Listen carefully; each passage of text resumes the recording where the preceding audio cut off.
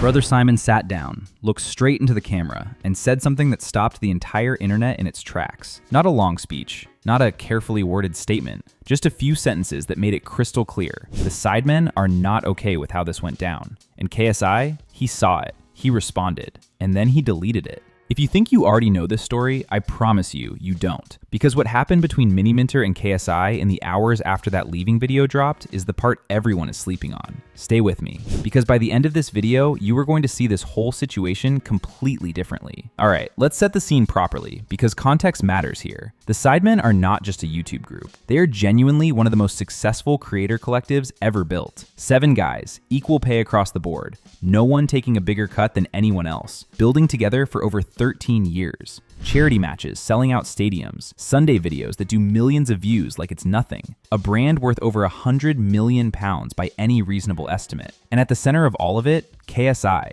JJ, the guy who, by his own admission, has always felt like the engine of the whole thing, the one pushing for more collabs, more ambition, more global reach, while some of the others, again, his words, were just comfortable. You know, something I was thinking about is, I feel like this video, KSI leaving the Sidemen, is something that a lot of content creators can look at and take like notes from. That the amount of I've seen some crazy reactions from this. Like, this has been all over the internet. BBC News posted this. Why the hell were BBC News posting this? The video has double the views than his last video in half the amount of time. This shows the importance of having a community as a content creator. Like, you don't necessarily need a group per se. I mean, it would be, I guess, beneficial. But having other people you frequently collab with and work with as part of your almost brand is so influential, as you can see. And obviously, I've failed to do this before.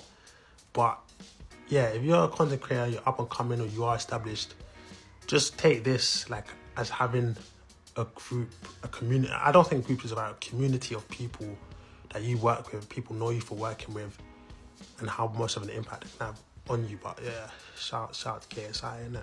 Now, on the surface, KSI leaving sounds like a clean story. Man gets too big for the group, wants to go solo, chases bigger goals. We've seen it before. One Direction, Destiny's Child. It happens. But this isn't that story, because it's not about whether he left, it's about how he left, and what Simon did next. May 31st, KSI drops the video. I'm leaving the Sidemen. No warning to the group, no phone call, no heads up. Just uploaded it and let it explode across the internet, while some of his boys were literally at a charity football match in the UK. The Simon, the friend I've known the absolute longest. From the times we fought when we were young to all the happy, great times we had when we used to live together. It's so cool. It's so incredible to see you as a family man now. I also know how hardworking you are. I remember you told my brother that one day you were going to be bigger than me on YouTube. It might not have happened yet, but I know it still could happen because you are relentless. I feel like no one works harder than you, bro. Honestly, you are a machine. And you will always have my full support. Simon, Miniminter, finds out the same way the rest of the world does. He's mid-vlog. Someone tells him, and he goes on camera and says it plain as day. I didn't know that video was going out now. 7 words. And those 7 words said more than any statement ever could. Sunday the 31st, and I am going to Soccer Aid. Not to play, no. I'm going to support Ethan, Toby, and Ginge, as well as, you know, everyone else there, charity, etc. I mean, you may have seen the news that has just been dropped. I didn't know that video was going out now, so I'm expecting a lot of people to just ask me about that. Think about that for a second. 13 years, building something from Skype calls and bedroom videos into a £100 million empire. And you find out your closest collaborator is gone the same way a 14-year-old fan in Birmingham finds out, by seeing it on their feed. The reaction online was instant, absolute chaos. BBC covered it, CNN picked it up, Wikipedia moved KSI to former members within the hour. People were losing their minds trying to figure out if it was real or if this was some elaborate stunt. And then the Sidemen put out their first statement, measured, professional, sad to share the news, wish him the best, we're still committed to creating content, standard stuff. But here's where it gets crazy, because that wasn't the only statement they put out. A second statement drops shortly after, and this one had teeth. They said, "Unfortunately, his exit did not happen in the way any of us wanted it to. That has understandably left lots of you confused, and we feel we owe you some clarity. Ideally, we would have loved the opportunity to give JJ the send-off he deserved, a proper farewell video. Time for everybody to process it and a chance to celebrate everything we've built together. Unfortunately, JJ released the news before we had agreed on a mutual way of letting our audiences know." No cap, that is one of the most politely devastating things I have ever read. They're not screaming, they're not calling him out by name. They're just quietly, professionally, in front of millions of people, making it clear he didn't give us the chance to say goodbye properly. And that is not okay. Now KSI sees this statement, and he responds on Instagram with a love heart, just a love heart, which honestly felt like the bare minimum.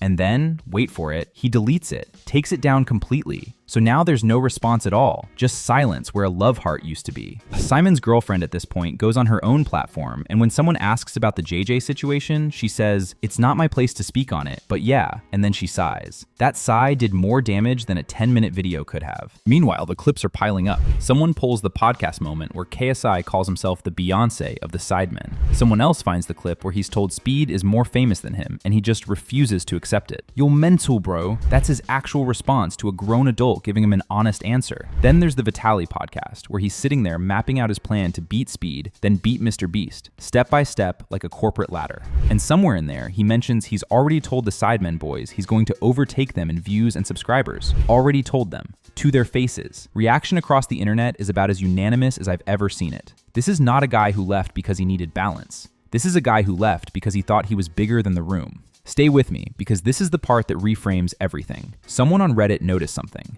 KSI sent the leaving video to Deji, his brother, before it went live. The Sidemen found out when the upload hit. His own brother had an early copy. And here's the detail that makes it worse. The version he sent Deji wasn't color graded yet, meaning there was a finished, polished version sitting on his hard drive, ready to go, and he made a deliberate choice about who to send it to first. And that choice was not the people who built 13 years of their lives alongside him. Now, why does that matter? Because it kills the narrative that this was impulsive, that he just woke up one day and decided to post it. This was thought out. The video was done. He just chose who got to know first. And then there's the NFT story. Because apparently, this isn't the first time the Sidemen had to protect KSI from himself. During his crypto era, KSI wanted to launch an NFT. One of the group shut it down completely, sat down, put together a full breakdown of why it was a bad idea, and refused to let it happen. The Sidemen were the check on his worst impulses. The people in the room who would actually say no to him. Now look at what he's doing post-Sidemen. Viral shorts aimed at kids. Chasing Mr. Beast's model almost beat for beat, pulling stats out on every podcast he goes on. And the people around him now? Nobody pushing back. Nobody saying, "Bro, slow down, think about this." Just a team of people watching it happen.